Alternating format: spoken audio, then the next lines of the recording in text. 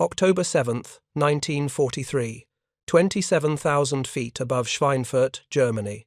Second Lieutenant Robert Johnson braced himself against the aluminum frame of his waist gun position aboard a B-17F, named Jersey Bounce, watching something that should have been impossible.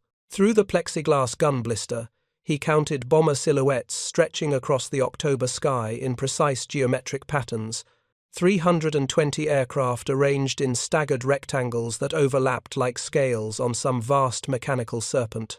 Each rectangle contained between 18 and 21 bombers, flying so close their wingtips seemed to brush the air between them, separated by mere yards rather than the comfortable miles that every pilot's instinct screamed for. The formations had a name that would become infamous in Luftwaffe-ready rooms across occupied Europe: the combat box.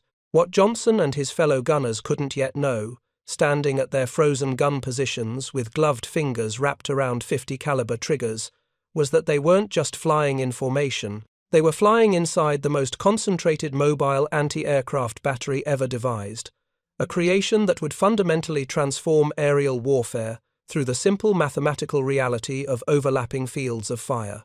700 machine guns hung in the sky that morning, all moving together, all pointed outward, all waiting for the German fighters that intelligence reported were scrambling from airfields across Bavaria. The combat box wasn't designed to make the bombers harder to hit. It was designed to make German fighters impossible to miss.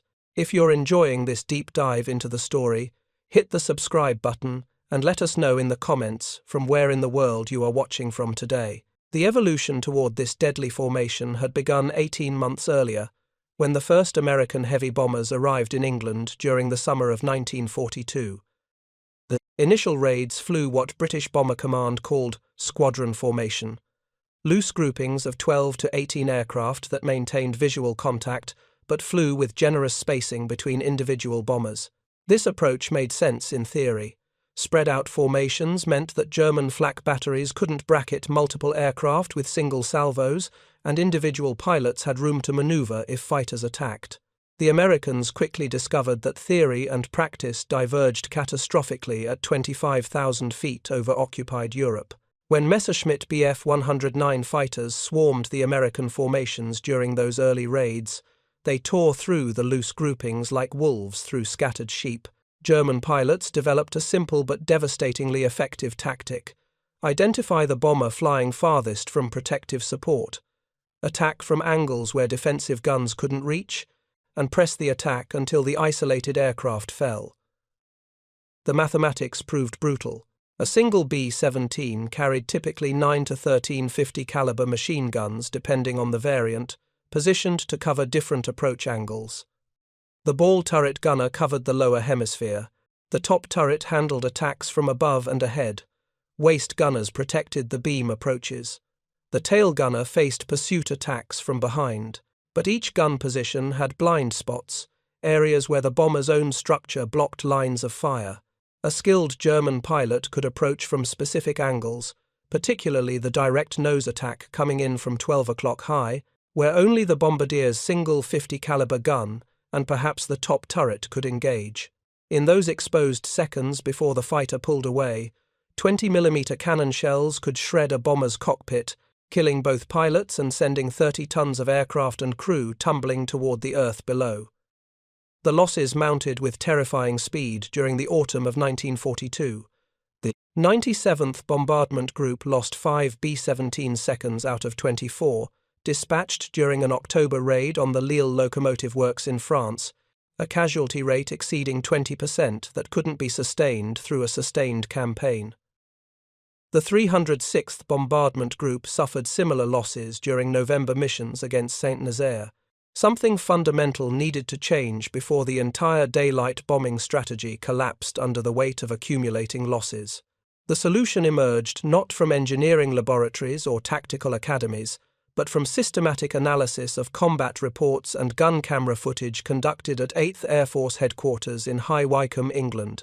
Colonel Curtis LeMay, commanding the 305th Bombardment Group and later the entire 3rd Air Division, spent December 1942 reviewing after-action reports from every mission flown since American operations began. The pattern became unmistakably clear. Individual bombers died. Tight formations survived. When bombers flew close enough together that their defensive fire zones overlapped, German fighters faced an impossible dilemma.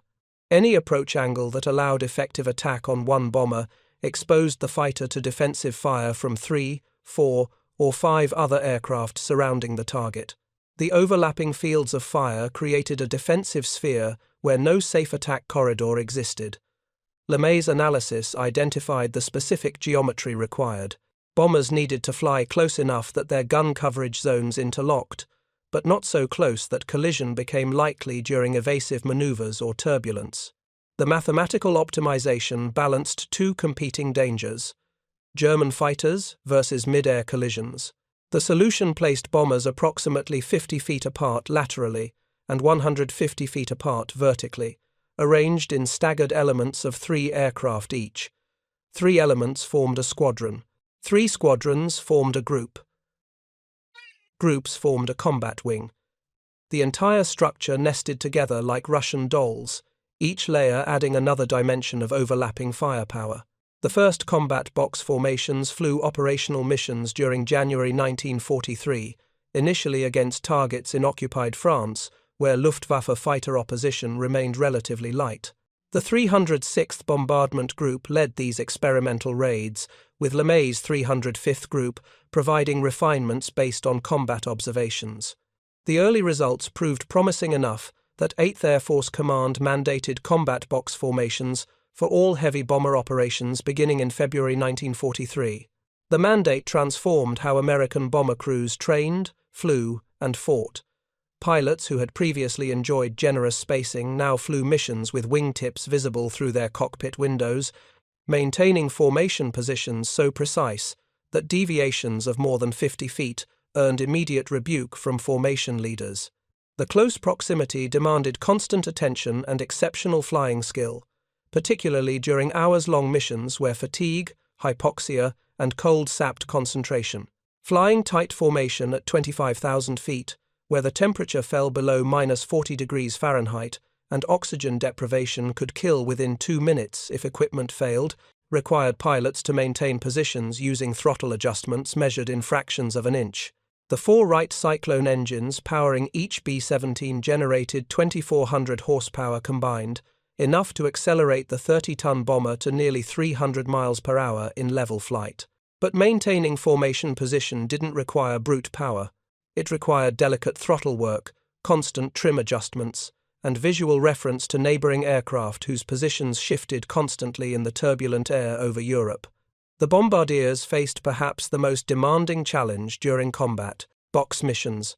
Traditional bombardment doctrine called for individual aircraft to release bombs based on their bombardier's solution to the complex ballistic equation involving airspeed, altitude, wind drift, and target movement. This approach worked adequately for single aircraft or loose formations, where each bomber independently attacked the target. But combat box formations rendered individual bombing impossible. Bombers flew so close together that simultaneous bomb releases from multiple aircraft would cause devastating collisions as bombs fell through the formation. The solution involved designating a single lead bombardier for each combat box, whose bomb release triggered everyone else in the formation. When the lead bombardier's bombs fell free, watching bombardiers in trail aircraft immediately toggled their release mechanisms, dropping entire formations worth of ordnance in carefully timed sequence that prevented collisions while maintaining bombing accuracy. This formation bombing technique meant that the precision of an entire raid, sometimes involving hundreds of bombers carrying thousands of tons of explosives, depended utterly on the skill of a handful of lead bombardiers. These men, typically the most experienced bombardiers in their groups, carried responsibility for missions costing millions of dollars and involving thousands of personnel, all concentrated in the split second when they pressed their bomb release toggles. The psychological weight of this responsibility proved crushing for some lead bombardiers, who understood that errors in their calculations meant not just missed targets, but potentially wasted American lives if the mission had to be repeated due to poor bombing accuracy. The gunners experienced combat box formations differently than pilots or bombardiers. Where pilots saw formation geometry and bombardiers saw release sequences, gunners saw overlapping fire zones that transformed individual defense into collective firepower. From his waist gun position, a gunner could observe perhaps 5 or 6 other bombers in his immediate vicinity, each bristling with gun barrels pointed outward like mechanical porcupines. The psychological effect of seeing all those guns proved significant. Gunners who might have felt isolated and vulnerable in loose formations now understood they flew inside a protective umbrella created by hundreds of fellow gunners, all scanning the sky for threats, all ready to engage targets threatening any bomber in the formation. The reality of this protective umbrella became clear during the first major test of combat box formations against determined Luftwaffe opposition.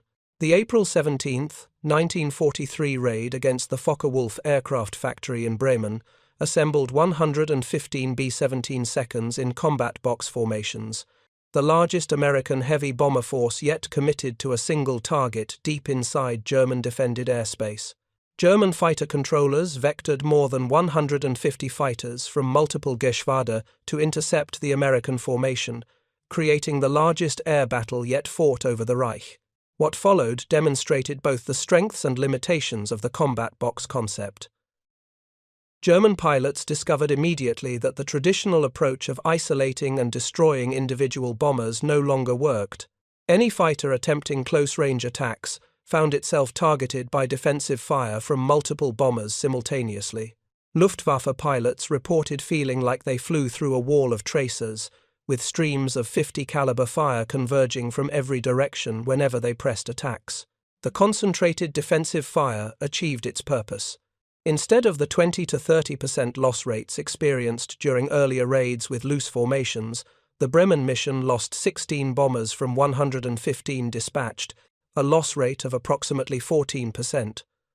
While still devastating, this represented a significant improvement that suggested the combat box concept had merit. But the battle also revealed crucial weaknesses in the system. The combat box formations proved remarkably vulnerable during the assembly phase, when individual groups climbed through the English weather to reach formation altitude and position. German intelligence quickly identified this vulnerability, and subsequent raids faced fighter attacks during assembly, when American bombers flew without the protective benefit of overlapping fire zones. The formations also proved vulnerable during the bombing run itself, when bomb group leaders needed to fly straight and level to allow their bombardiers time to complete their targeting solutions.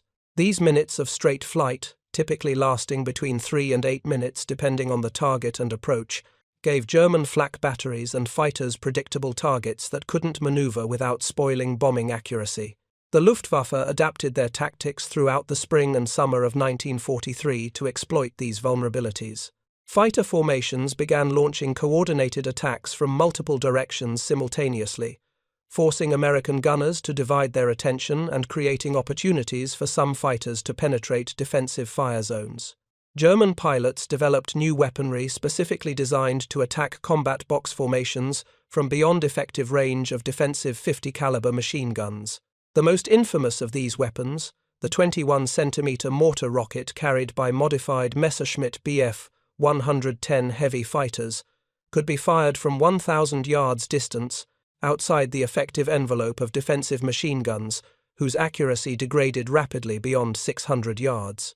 These rockets, while extremely inaccurate, carried explosive warheads large enough to destroy a B-17 with a single hit or cripple multiple bombers with near misses. The sight of these rockets arcing through combat box formations created new psychological pressures for bomber crews, who now faced threats that their defensive armament couldn't adequately address.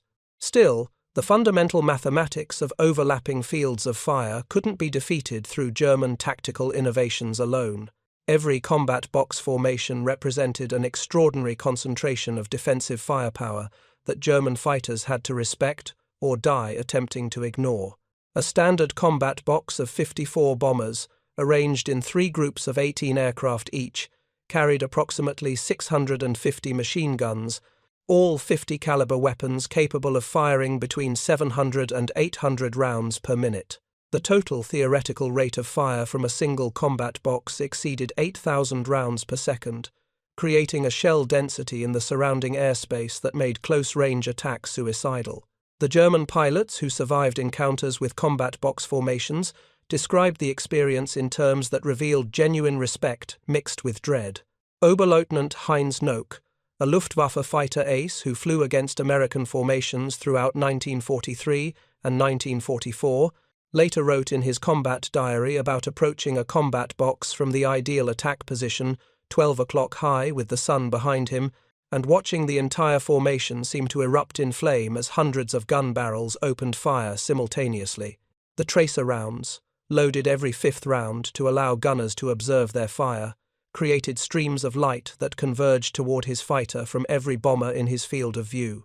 Nock described the sensation as flying into a cone of fire that narrowed as he approached, with the only escape being to break off the attack or continue forward into what he called the certainty of death. He chose to break off, rolling his Messerschmitt away from the formation before reaching effective firing range. Many of his comrades made different choices and didn't survive to describe their experiences. The concentrated firepower of combat box formations created a grim calculus for Luftwaffe fighter pilots. Traditional fighter tactics emphasized closing to point-blank range, typically 100 to 200 yards, where deflection shooting became simpler and weapon effectiveness reached maximum.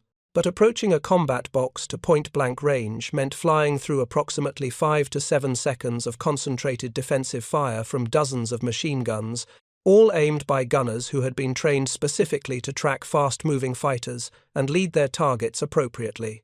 7 seconds doesn't sound like much time until you calculate how many rounds pass through that airspace.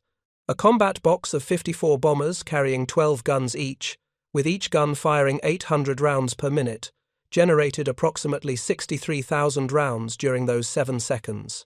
Not all guns could bear on a single target simultaneously, but even if only 20% of the formation's guns could engage an attacking fighter, that still meant 12,500 rounds filling the airspace through which the fighter had to fly.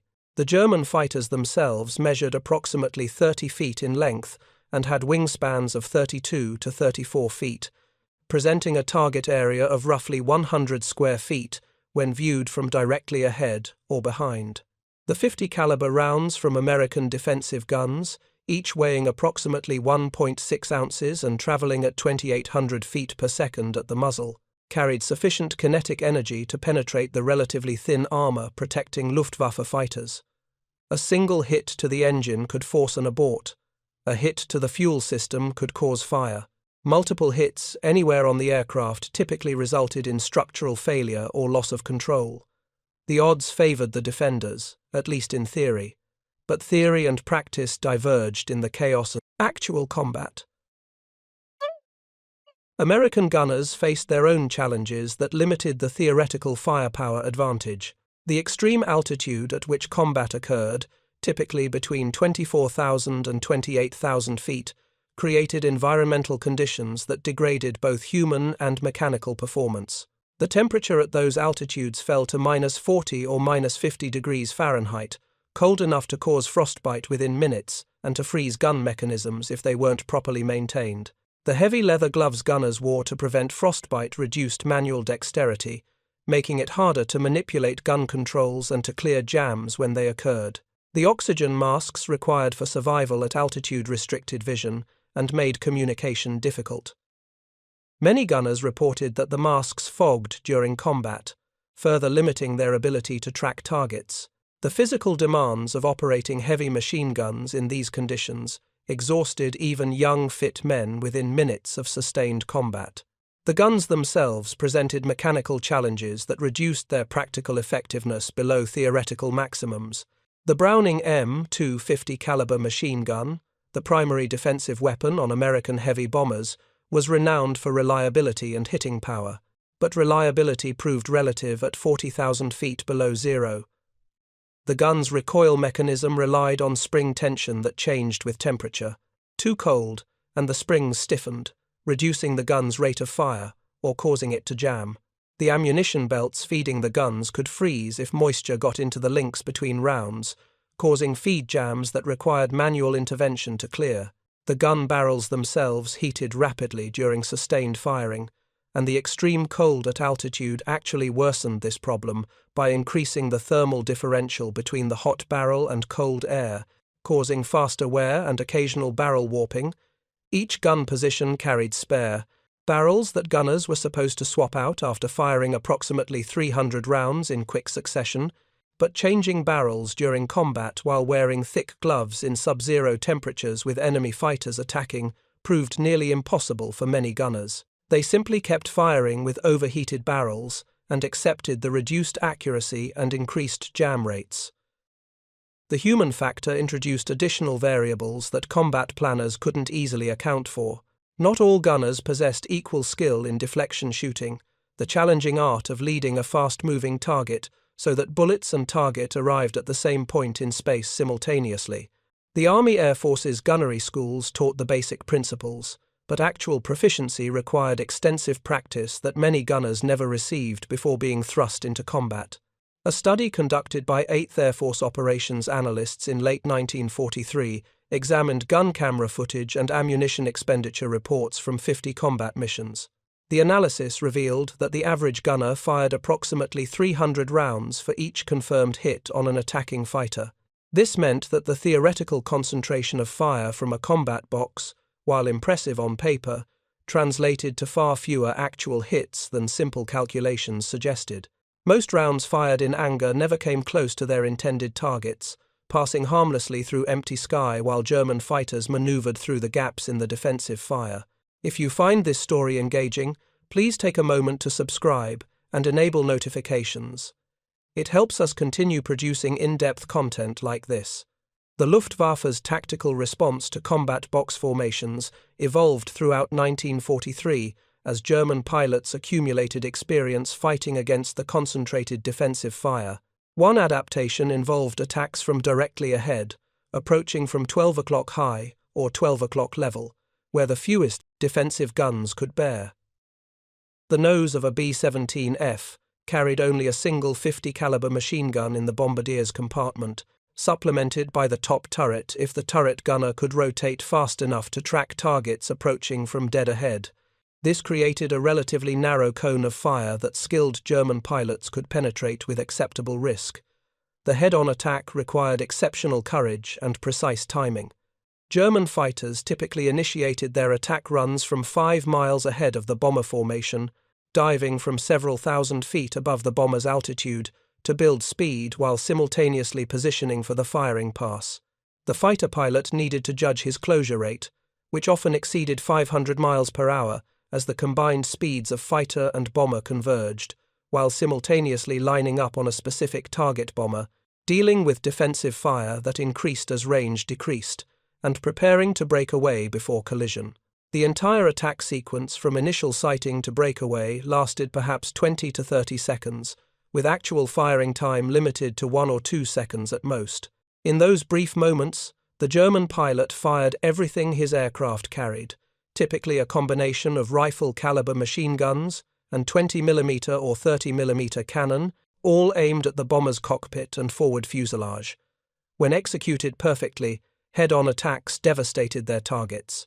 The combined firepower of multiple cannon shells and machine gun rounds, striking a bomber's nose section, could kill both pilots instantly, destroy critical flight controls, or ignite fuel tanks in the wings just outboard of the fuselage.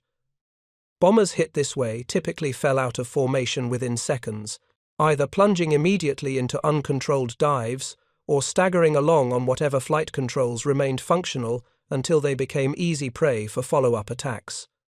But perfect execution proved rare, the closure speeds made.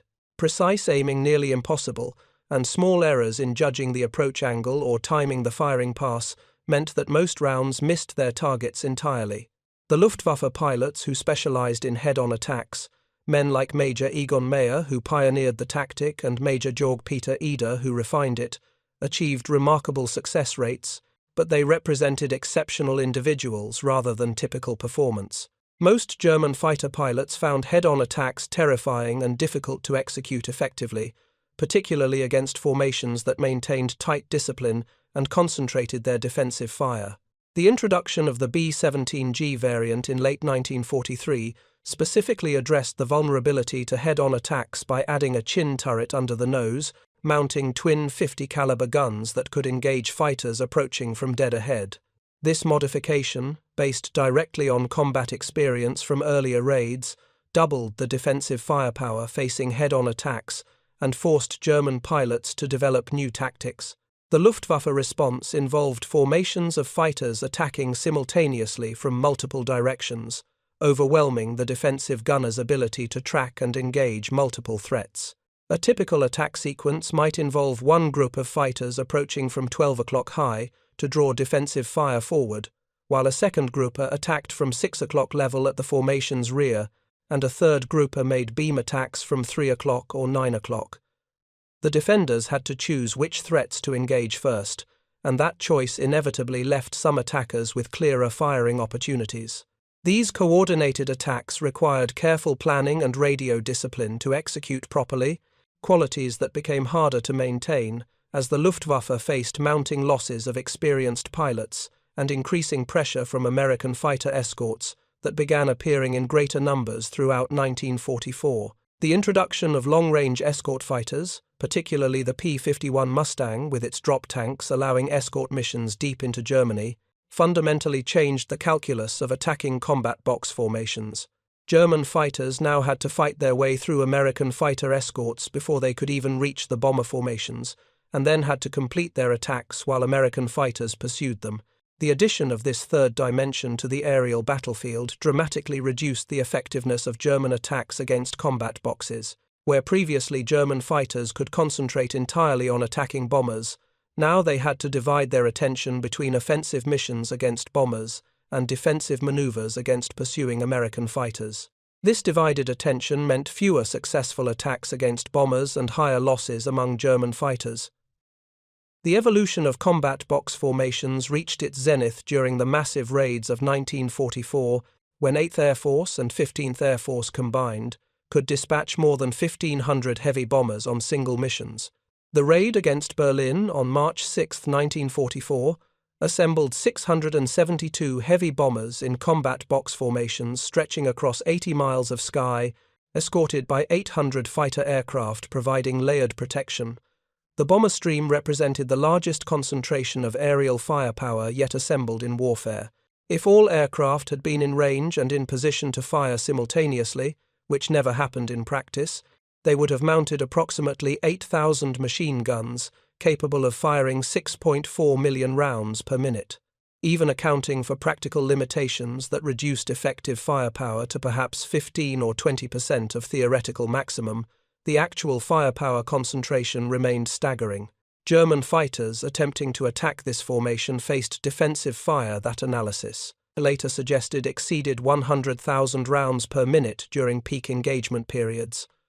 The Luftwaffe attempted to counter these massive formations with equally massive defensive efforts. The March 6th Berlin raid faced attacks from approximately 500 German fighters drawn from multiple Jagdgeschwader across central Germany and Poland. The resulting air battle raged across 300 miles of sky from the German border to Berlin and back, lasting nearly 4 hours from initial contact to final disengagement. The Americans lost 69 bombers and 11 fighters. The Germans lost approximately 80 fighters, though exact numbers remain disputed due to incomplete German records from this period of the war. The loss ratio, roughly equal between attackers and defenders, concealed the strategic reality that favored the Americans. The United States could replace lost aircraft and crews within weeks through its vast industrial capacity and training pipeline. Germany, already stretched thin across multiple fronts and facing strategic bombing of its own aircraft production facilities, struggled to replace losses and saw its average pilot experience levels declining steadily throughout 1944. The combat box formation, combined with long-range fighter escort and overwhelming numerical superiority, achieved its strategic purpose not by making bomber losses impossible, but by making them sustainable. The Americans could afford to lose 5% of attacking forces on each mission if those missions destroyed their targets, because American industrial capacity replaced losses faster than combat consumed them. The Germans faced the opposite calculus. Even missions where they achieved favorable kill ratios against American bombers still resulted in net losses of irreplaceable, experienced pilots and aircraft that German industry couldn't replace quickly enough. The mathematics of attrition warfare, combined with the defensive firepower of combat box formations, ground down the Luftwaffe's day fighter force throughout 1944 until German opposition to daylight bombing raids became sporadic and ineffective by late in the year. The defensive firepower of combat box formations created secondary effects beyond simply shooting down German fighters. The concentration of machine gun fire forced German pilots to attack from disadvantageous angles, rushed their firing passes, and created psychological pressure that degraded accuracy. Luftwaffe pilots interviewed after the war consistently reported that the sight of combat box formations, with hundreds of gun barrels pointed outward and streams of tracers arcing through the sky during attacks, created intense stress that affected their combat performance. Some pilots developed what modern psychology would recognize as combat stress reactions, experiencing physical symptoms, including trembling hands, rapid heartbeat, and tunnel vision when approaching American formations. These symptoms reduced combat effectiveness and contributed to the declining success rates of German attacks, even before accounting for numerical disadvantages and reduced pilot experience levels. The combat box formations weaponized psychology as much as firepower, using the visible concentration of defensive armament to intimidate attackers and force errors in judgment and execution. The ground crews who maintained the bombers and their guns played crucial but often overlooked roles in making the combat box concept function. Each B-17 required approximately 200 man-hours of maintenance between missions, including inspection and servicing of engines, flight controls, fuel and hydraulic systems, and the dozen machine guns that formed the aircraft's defensive armament. The guns alone consumed enormous quantities of maintenance labor. Each gun needed to be cleaned after every mission, with special attention to removing powder fouling and carbon deposits that accumulated during firing. The gun barrels required inspection for wear, with replacement needed after approximately 10,000 rounds fired. The ammunition feed mechanisms demanded careful adjustment to prevent jams. The ammunition itself, loaded into belts containing typically 500 rounds per belt, needed to be inspected round by round for corrosion, dents, or other damage that could cause feeding problems. A single bomber's full ammunition load typically included between 6,000 and 8,000 rounds, all of which needed checking before every mission. The logistics of supporting combat box operations staggered even experienced military supply officers. A single combat wing of 3 bomb groups, totaling approximately 54 bombers, required approximately 350,000 rounds of 50 caliber ammunition per mission, assuming full ammunition loads. This ammunition weighed approximately 150,000 pounds, requiring dedicated cargo aircraft or truck convoys to transport from supply depots to operational airfields. The ammunition expenditure during actual combat varied wildly depending on fighter opposition, but averaged approximately 40% of carried ammunition per mission across all of 1943 and 1944. This meant that each combat wing fired roughly 140,000 rounds per mission, requiring constant replenishment from the supply system. The industrial capacity required to produce this ammunition, transport it to England, distribute it to operational units, load it into aircraft, and replace expended stocks after each mission represented a significant fraction of total American war production, yet it remained absolutely essential to maintaining combat box operations. The ammunition wasn't the only logistical challenge. Each bomber consumed approximately 2,600 gallons of high-octane aviation gasoline per mission, depending on target distance and combat conditions. A 54-aircraft combat wing therefore required approximately 140,000 gallons of gasoline per mission, equal to roughly 330,000 pounds of fuel that had to be transported, stored, and pumped into aircraft. The oil consumption added another 1,500 gallons per wing per mission. The bombs themselves, the actual payload that justified all this logistics effort, averaged approximately £4,000 per bomber for typical missions, totaling over £200,000 of high explosives per combat wing. Moving this weight of ordnance from storage bunkers to aircraft hardstands, lifting it into bomb bays, and fusing it properly required specialized equipment and trained personnel working under time pressure to prepare aircraft for missions launching at dawn. The human cost of maintaining combat box operations extended far beyond the aircrew casualties that received most historical attention. Ground crews worked brutal schedules, often 18 to 20 hours per day during periods of intensive operations, performing maintenance in English weather that ranged from cold and wet to colder and wetter. The maintenance work itself carried significant danger. Men working around propellers faced decapitation if engines started unexpectedly. Fuel handlers risked fire and explosion. Ordnance personnel loading bombs and ammunition worked with explosives that could detonate if mishandled.